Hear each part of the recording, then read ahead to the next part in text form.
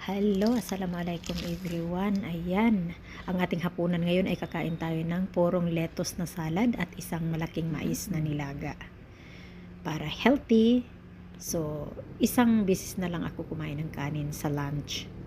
Ayan, pinigaan natin ang ating lettuce ng kalahating lemon.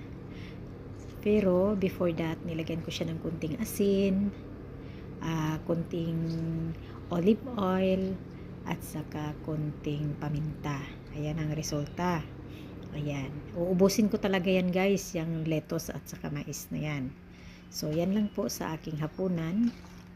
Dahil medyo mag less tayo ng ating carb. Dahil ang ating carb ay medyo hindi ko na alam kung tama pa ba or over na. So para makapanigurado tayo, unahan na natin si carb bago dumating.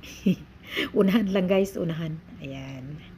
So masarap naman ang mais kasi ang mais, ito ay healthy at less ang sugar. Hindi siya masyadong katulad talaga ng ng rice na full sa carbohydrates.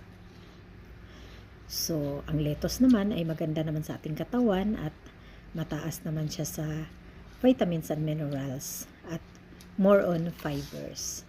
Kaya guys, kung gusto ninyong pumayat na kagaya ko, charot, dahil dati ay sobrang lusog ko, ngayon ay medyo pumayat-payat na ako, kaya ito na po ang gawin nyo.